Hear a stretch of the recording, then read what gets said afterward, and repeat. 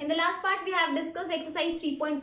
Now we are going to discuss about exercise 3.5. So first question में क्या है हमारे पास? First question है कि हमें equations देखनी है और ये बताना है कि कौन सी equations के unique, infinitely और no solutions हैं. और अगर equation का unique solution है तो हमें उसे cross multiplication के through solve करना है. Cross multiplication I have told you in the chapter of pair when I introduce the chapter pair of linear equations in two variables. Okay, so first part देखते हैं. first part में क्या है, unique solution के लिए क्या condition होनी चाहिए, a1 by a2 is not equal to b1 by b2 होना चाहिए. तो इन फर्स्ट पार्ट ये हमारे पास x minus 3y minus 3 equals to 0 and second equation is 3x minus 9y minus 2 equals to 0. a1 by a2 is 1 by 3, b1 by b2 is minus 3 by minus 9, that is 1 by 3.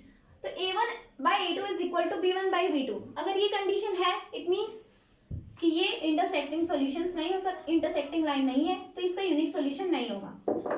Second part क्या है, 2x plus y equals to 5 and 3x plus 2y equals to 8.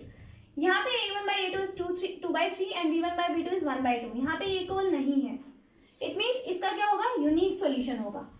तो इसको हमें कैसे solve करना है, cross multiplication के through. Similarly in third part में क्या है, a1 by a2 is equal to b1 by b2 है, इसीलिए उसका भी यूनिक सॉल्यूशन नहीं होगा. तो हम लास्ट पार्ट कर रहे हैं इसका फोर्थ पार्ट.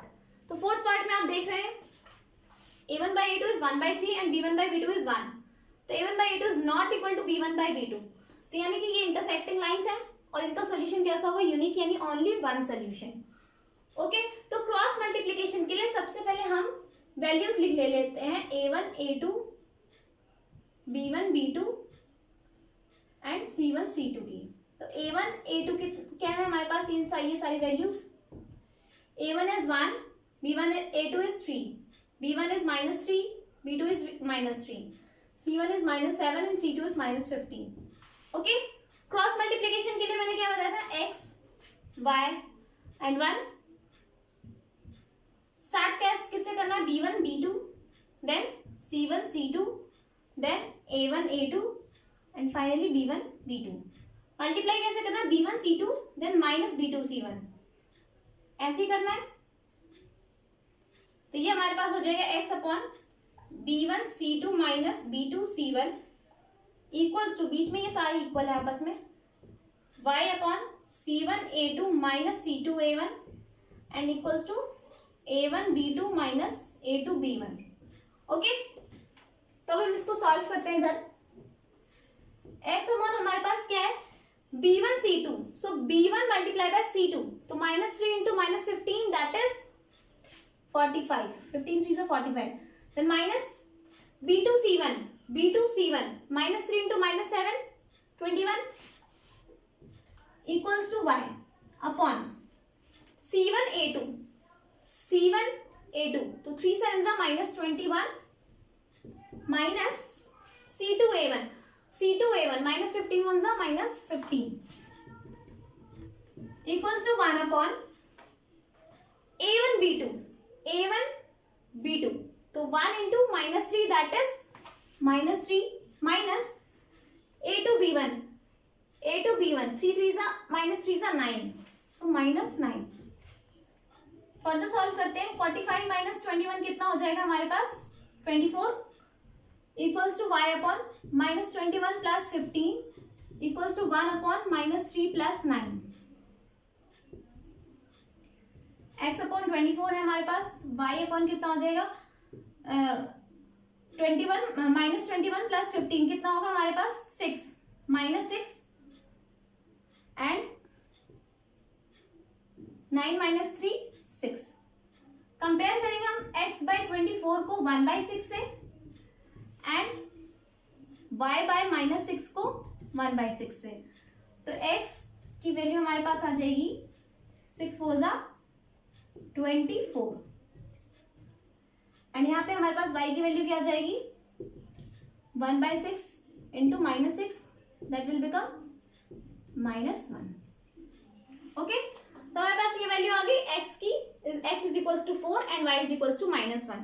सिमिलरली जो भी पार्ट्स हैं, जैसे सेकंड पार्ट में मैंने बताया था उसका यूनिक सॉल्यूशन है, तो उसको भी सिमिलर वे में सॉल्व करना है. Okay, next is question number 2. In question number 2 हमें क्या बताया उन्होंने कि किस value y a and b की किस वैल्यू पे ये दोनों इक्वेशन आपस में पैरेलल हो जाएंगे या इनकी इनफाइनाइटली मैनी सॉल्यूशंस होंगे. तो इस कंडीशन के लिए क्या होना चाहिए, a1 by a2 जो है वो इक्वल होना चाहिए b1 by b2 और इक्वल होना चाहिए c1 by c2 के.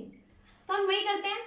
a1 by a2 क्या है हमारे पास, a1 and this is our a2, so 2 by a minus b equals to b1 is 3, b2 is a plus b, c1 हमारे पास कितना है 7 by 3a plus b minus 2. Okay, तो हम क्या करते हैं, दो इक्वेशन को कंपेयर करके एक इक्वेशन सॉल्व बना लेते हैं. तो इन दोनों को अगर हम कंपेयर करें तो ये इससे मल्टीप्लाई हो जाएगा, तो 2 into a plus b equals to 3 into a minus b. And दूसरी इक्वेशन के लिए क्या कर सकते हैं, हम इन दोनों को आपस में कंपेयर करते हैं. तो 3 मल्टीप्लाई हो जाएगा 3a प्लस बी माइनस 2 से एंड 7a प्लस बी से. ओके, इस इक्वेशन को सॉल्व करते हैं, simplify 2a plus 2b equals to 3a minus 3b, और सॉल्व करते हैं तो ये हो जाएगा हमारे पास 2a minus 3a plus 2b minus 3 plus 3b. So this will become minus a plus 2 plus 3 5b equals to 0. Simply हम ऐसे लिख सकते हैं 5b minus a equals to 0. तो ये हमारे पास आ गई फर्स्ट इक्वेशन. अब इस इक्वेशन को सॉल्व कर लेते हैं. 3 3 9 plus 3b minus 6 equals to 7a plus 7b. Further solve करते हैं. तो 9a minus 7a 2a, 3b minus 7b minus 4b और यहाँ पे हमारे पास क्या है -6 इक्वल्स टू 0. तो this will be our second equation.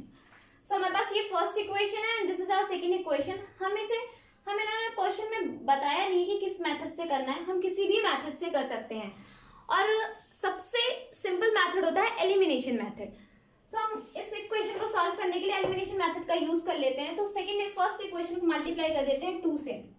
क्यों किया है 2 से, क्योंकि यहाँ पे a का कोफिशिएंट 2 है तो इधर भी हो जाएगा.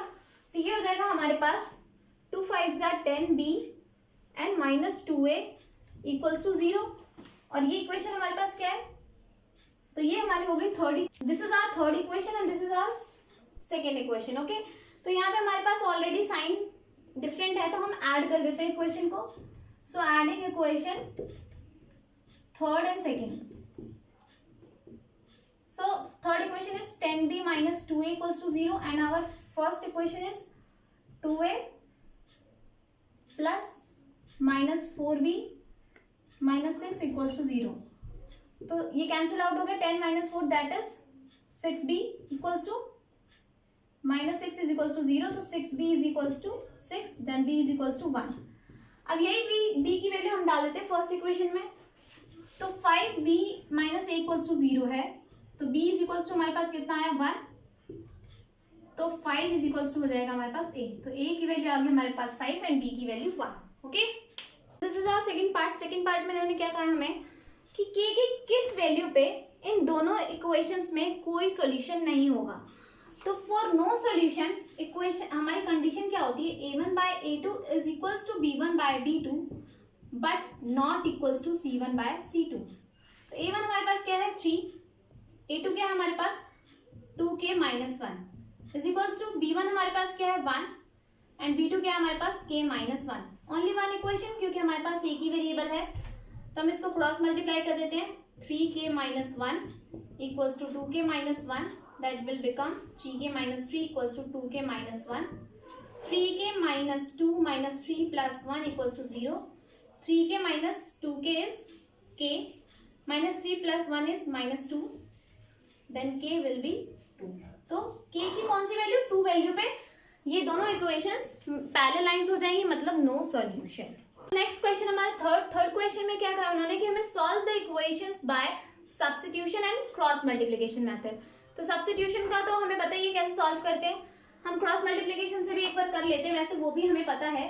तो पहले क्या करना है, हमें वैल्यूज लिखनी है अपनी. तो a1 a2 b1 b2 and c1 c2 A1 is 8, A2 is 3, B1 is 5, B2 is 2. C1 C2 को हम इस तरफ लेकर आएंगे तो C1 is -9 and C2 will be -4. Equation solve करने के लिए हमें क्या करना है, x y 1 इक्वेट करना है सबको आपस में. फिर हमें स्टार्ट करना है B1 B2, C1 C2, A1 A2 and then B1 B2. Cross multiply करना है, that's why this is known as cross multiplication method. So this will be B1 C2. So B1 C2 को ही देख लेते हैं हम सीधा. B1 C2, B1 is 5 and C2 is -4. 5 4s are 20, -20, then minus B2 C1, B2 C1, 2 minus 19, तो -9 into 2 -18 equals to y upon C1 A2, C1 A2, -9 3s are -27 minus C2 A1, C2 A1, -4 8s are -32 equals to 1 upon A1 B2, A1 is 8 into 2 16 minus A2 B1 3 into 5 15. So this will become x upon -20 plus 18, y upon -27 plus 32 and y 16 minus 1 15. So ये हमारे पास x is equals x upon क्या आ जाएगा, 20 minus 18 is -2 equals to 27 plus 32 is plus 5 and 1. Compare कर देते हैं, x by -2 is equals to 1 and y by 5 is equals to 1.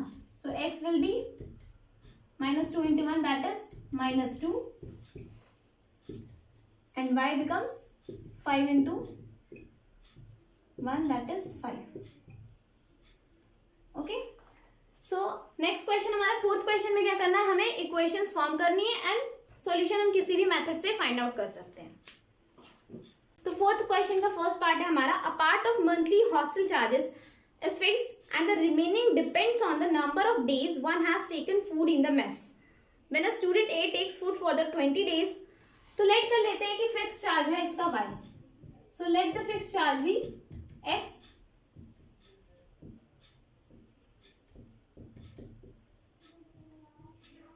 and charge for mess food for a day will be rupees y. So according to question वो क्या कह रहे हैं, fix charge है x तो हमें चाहिए. अगर किसी स्टूडेंट ने 20 डेज के लिए फूड लिया है तो x तो चार्ज है हमारे पास फिक्स. 20 डेज के लिए फूड लिया तो 20 into y, तो उसको पे करना पड़ा टोटल 1000 रुपीज. तो this will be our first equation. And कोई स्टूडेंट बी है, उसने लिया है फूड 26 एंड बी जो है वो 26 डेज के लिए उसने फूड लिया तो उसे पे करना पड़ा 1180. तो this will be our second equation. हमारे पास दो इक्वेशन है, एक्स एंड वाई की वैल्यू फाइंड आउट करनी है. किसी भी मेथड से आप फाइंड आउट कर सकते हैं, सारे ही मेथड सिंपल है, but for me the elimination method is most simple. Okay, तो किसी भी मेथड से सॉल्व करके आंसर निकालना है. नेक्स्ट पार्ट है हमारा पास सेकंड पार्ट में कह रहा है फ्रैक्शन बिकम्स 1/3. तो फ्रैक्शन है तो लेट कर लेते हैं न्यूमरेटर भी x, let the numerator be x and denominator भी y. So according to question वो क्या कह रहे हैं, फर्स्ट केस में कह रहे हैं 1 is subtracted from the numerator. तो जब हम न्यूमरेटर में से एक सब्ट्रैक्ट कर रहे हैं तो हमारी जो फ्रैक्शन है वो 1/3 है. और सेकंड पार्ट में कह रहे हैं it becomes 1/4 when 8 is added to the denominator. When 8 is added to the denominator, it becomes 1/4. तो this will be our second equation. Simplify करने के लिए क्रॉस मल्टीप्लाई करके सिंप्लीफाई करेंगे and then solve the equation by any method. Next part करते हैं हम third. Question number third हमारा जो है हमारा वो तो हम कर लेते हैं, लेट कर लेते हैं कि let the number of right answers be x and number of wrong answers be y. So according to question वो हमारे पास क्या कह रहे हैं कि यश को 40 मार्क्स मिले जब उसने 3 राइट आंसर्स दिए and 1 mark, 3 marks for each right answers and losing 1 mark for each wrong answers. तो हम अगर उसने x राइट आंसर्स हैं और 3 मार्क्स मिल रहे हैं राइट आंसर्स पे, तो टोटल मार्क्स कितने हो जाएंगे 3x, और 1 मार्क लूज कर रहा है, तो रॉन्ग आंसर्स अगर उसने y दिए हैं तो 1 इंटू, अब क्या है टोटल मार्क्स के लिए ये लूज कर रहा है तो ये माइनस होगा, तो this will 3x minus y, तो उसके टोटल मार्क्स हो रहे हैं 40, this will become 3x minus y is equals to 40। ये हमारी फर्स्ट इक्वेशन हो जाएगी। सेकेंड केस में कह रहे हैं उसको 4 मार्क्स मिल रहे हैं राइट आंसर्स के लिए, तो 4x हो जाएगा, और रॉन्ग आंसर्स के लिए उसके 2 मार्क्स डिडक्ट हो रहे हैं, तो 2 मार्क्स डिडक्ट होंगे तो माइनस करके तब उसे मिल रहे हैं 50 मार्क्स। इक्वेशन को सिंप्लीफाई करने के लिए 2 से डिवाइड कर सकते हैं हम, so this will be our second equation. Okay, यहाँ पे हम क्या कर सकते हैं, सिंपली एलिमिनेशन लगा सकते हैं, y की कोफिशिएंट सेम है, डायरेक्ट हम दोनों को सब्ट्रैक्ट कर देंगे, will get the value of x and y। तो next question is question number 4 का फोर्थ पार्ट है हमारे पास। Place A and B are 100 kilometre apart on a highway. तो कोई हाईवे है जिसमें प्लेस A है एंड प्लेस B है, और वो एक दूसरे से 100 किलोमीटर के डिस्टेंस पे है। एक कार A प्लेस पे है और एक कार B प्लेस पे है। ओके, उनकी स्पीड है, तो लेट कर लेते हैं, let the speed of car A be x kilometre per hour and the speed of car B be y kilometre per hour. वो कह रहे हैं फर्स्ट केस में, क्या कह रहे हैं वो, फर्स्ट केस में कह रहे हैं they are travel in the same direction at different speed, different speed में बट सेम डायरेक्शन में, मतलब ये भी इसी डायरेक्शन में है एंड ये भी इसी डायरेक्शन में है, तो दोनों के दोनों सेम डायरेक्शन में है, तो कार की स्पीड जो होंगी वो क्या होंगी आपस में, डिस्टेंस इज इक्वल टू क्या, टाइम इज इक्वल टू होता है डिस्टेंस अपॉन स्पीड, हाँ डिस्टेंस अपॉन स्पीड। ओके, सो टाइम उन्होंने बोला कि जब वो दोनों डिस्टेंस कितना 100, जब वो दोनों सेम डायरेक्शन स्पीड पे जा रहे हैं, तो डिफरेंट स्पीड पे जा रहे हैं, तो लेट कर लेते हैं कि ए की स्पीड ज्यादा होगी बी से, तो उस टाइम पे रिलेटिव स्पीड हो जाएगी x माइनस वाई। सिंप्लीफाई कर सकते हैं हम इसे, 5x माइनस 5y, या फिर और ऐसे भी सिंप्लीफाई कर सकते हैं हम, x माइनस वाई इधर कर दें और 100/5, so this will become x minus y is equals to 20। तो ये हमारी फर्स्ट इक्वेशन हो गई। सेकेंड केस में कह रहे हैं जब वो सेम डायरेक्शन में जा रहे हैं, अपोजिट डायरेक्शन में, मतलब a की डायरेक्शन ये है और b की डायरेक्शन y है, तो जब अपोजिट डायरेक्शन में जा रहे हैं तो हमारे पास टाइम कितना हो रहा है 1 आवर, डिस्टेंस 5 ही है, तो जब सेम अपोजिट डायरेक्शन में जा रहे हैं तो स्पीड क्या हो जाएगी, रिलेटिव स्पीड उनकी आपस में ऐड हो जाएगी, तो this will become x plus y is equals to 5। तो ये हमारी हो गई सेकेंड इक्वेशन। तो फर्स्ट इक्वेशन ये है, सेकेंड इक्वेशन है, सिंपली हम ऐड कर देंगे, y एलिमिनेट हो जाएगा और x की वैल्यू हमें मिल जाएगी। This is the last part of the exercise 3.5। Question है, the area of a rectangle gets reduced by 9 square units if its length is reduced by 5 units. तो सबसे पहले लेट कर लेते हैं, let the length of